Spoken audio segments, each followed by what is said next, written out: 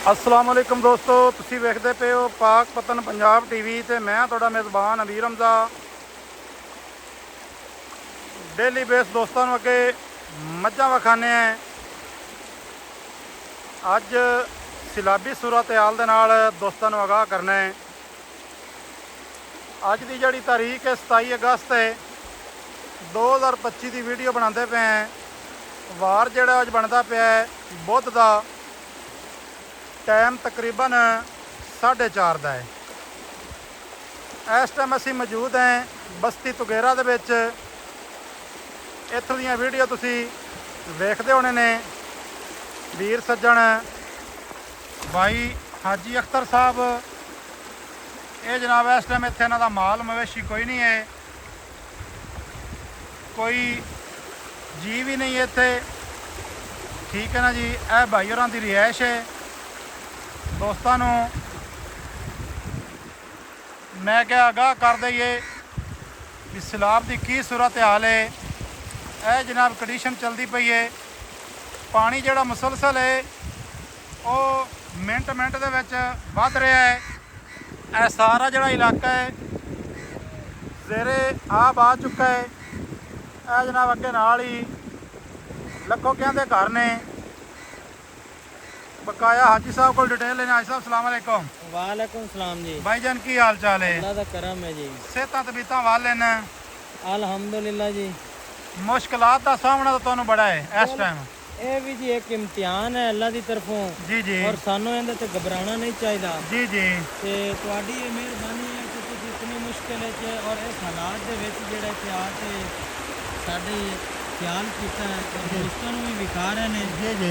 ते सब दोस्तों की भी मेहरबानी है जिहड़े सारे फोन तो साडे कोल पुछदे ने, मिनट मिनट की पल पल की खबर लै रहे जी, हैं। बाकी उन्होंने असीं ये मौके का व्यू चेक करा रहे हैं जी। पानी की सूरत हाल वेख लो दोस्तों। ते मेन गल है तुहाडियां दुआवां की जरूरत है। तो सैलाब बहुत काफ़ी है।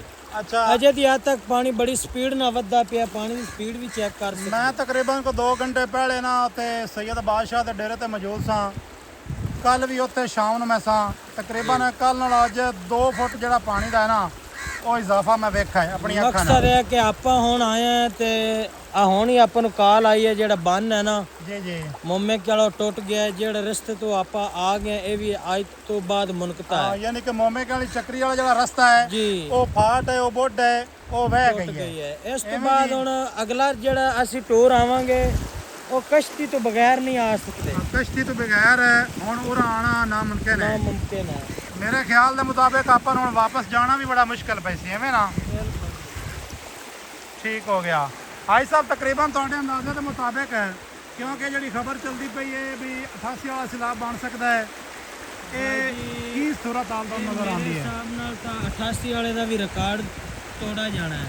अच्छा क्योंकि जी। सुबह की रिपोर्ट के विच हरीके ऐड ते 3 लाख हो गया है ठीक है। और गंडा सिंह ते 2.5 लाख है। अजे भी आज तक पानी वधदा पिया जी, है। जी। साडे डिप्टी कमिश्नर बावल नगर ने सानू 3 ਤੋਂ 4 दिन पहले इतला दी थी कि 2,80,000 पानी जिहड़ा है वो हैड सुलेमान की तो क्रॉस होना है। जी जी। लेकिन कई लोगों ने आखा जी ये अफवाह ये वो, उन्होंने गल बिल्कुल दुरुस्त है।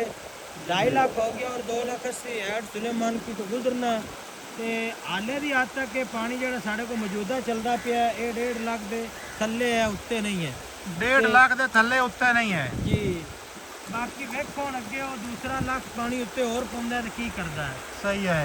अच्छा, तिली जिहड़ी है ना वो लोगों की तकरीबन जिहड़ियां ने ते मैं वेखी राह दे विच पक्की दे उत्ते रख ते भी छंडदे पिया है जी। 50% तिली लोगों ने छंड ली कच्ची पक्की, बाकी कई छोटे फसे ने।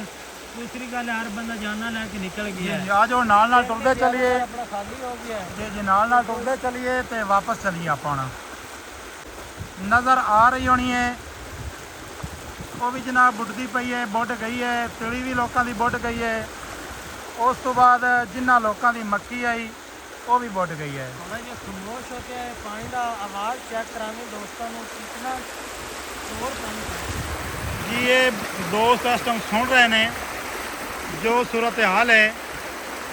अल्लाह पाक खैर करे, अल्लाह पाक रहमत करे। ए जनाब बस्ती तुगेरा का बोर्ड है। ਇਸ ਟਾਈਮ ਜੀ ਅਸੀਂ ਇੱਥੇ ਮੌਜੂਦ ਹਾਂ 27 ਅਗਸਤ। ਗੱਲ ਇਹ ਹੈ ਚੌਧਰੀ ਸਾਹਿਬ, ਜੀ ਜੀ ਇੱਥੇ ਸਿਰਫ ਸਾਨੂੰ ਜੇ ਰੱਖ ਰਹੀਆਂ ਨੇ ਨਾ, ਇਹ ਮੱਝਾਂ ਰੱਖ ਰਹੀਆਂ ਨੇ, ਹਾਂ ਜੀ, ਤੇ ਵੱਡਾ ਜਿਗਰਾ ਕਰਤੇ ਰਹਿਣਾ ਪੈਂਦਾ। ਯਕੀਨ ਕਰ ਲੈ, ਤੇ ਹੁਣ ਆਪਣੇ ਨਾਲ ਇੱਕ ਦੋਸਤ ਆਇਆ, ਭੱਜ ਗਿਆ ਪਿੱਛਾ ਜੀ ਜੀ ਕਿ ਮੈਂ ਇਸ ਪਾਣੀ ਦੇ ਵਿੱਚ ਨਹੀਂ ਰੁਕ ਸਕਦਾ। ਐਵੇਂ ਗੱਲ ਹੈ, ਤੇ ਇਹ ਸਾਰਾ ਅਸੀਂ ਇਸ ਨੀਲੀ ਦੇ ਪਿੱਛੇ ਖੱਜਲ ਖਵਾਰ ਹੋ ਰਹੇ ਹਾਂ। ਐਵੇਂ ਗੱਲ ਹੈ ਜੀ। ਤੇ ਅੱਲਾ ਖੈਰ ਕਰਸੀ। ਗੱਲ ਇਹ ਹੈ ਵੀ ਮਾਲ ਮੂਲ ਹਰ ਚੀਜ਼ ਇਹ ਤੋਂ ਲੋਕਾਂ ਨੇ ਕੱਢ ਲਈ ਹੈ। ਜੀ ਜੀ ਅਜੇ ਵੀ ਅੱਜ ਤੱਕ ਤਾਂ ਹੁਕੂਮਤ ਦੀ ਇੱਥੇ ਲੋਕਾਂ ਨੂੰ ਕੋਈ ਪਰਮਿਸ਼ਨ नहीं है, सही कोई है। सरकारी इदारे का कोई बोट कश्ती वगैरह नहीं है सही कि है। ਜਿਹੜੀ ਇੱਥੇ ਲੋਕਾਂ ਨੂੰ ਨਿਕਾਲ ਲਵੇ। जी जी ਹਰ ਬੰਦਾ ਆਪਣੀ ਮਦਦ ਆਪ ਦੇ ਤਹਿਤ ਚੱਲ ਰਹੀ ਹੈ। सही है, अल्लाह पाक रहमत करे। ਬਾਕੀ ਸਾਡੀ ਹਕੂਮਤ ਨੂੰ ਵੀ ਅਪੀਲ ਹੈ, ਸੋਚਣਾ ਚਾਹੀਦਾ ਤੇ ਜਿਹੜੇ ਲੋਕ ਵਿੱਚ ਫਸੇ ਹੋਏ ਨੇ ਉਹਨਾਂ ਨੂੰ ਕੱਢਣਾ ਚਾਹੀਦਾ ਹੈ।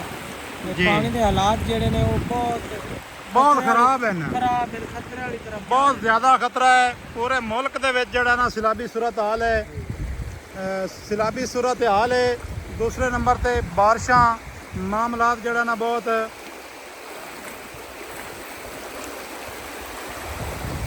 ਇਹ ਜਨਾਬ ਦੋਸਤੋ ਅੱਜ ਦੀ ਅਪਡੇਟ ਹੈ। ਮਿਲਾਂਗੇ ਦੋਸਤਾਂ ਵੀਰਾਂ ਨੂੰ ਨਵੀਂ ਅੱਛੀ ਔਰ ਬਿਹਤਰੀਨ ਵੀਡੀਓ ਦੇ ਨਾਲ।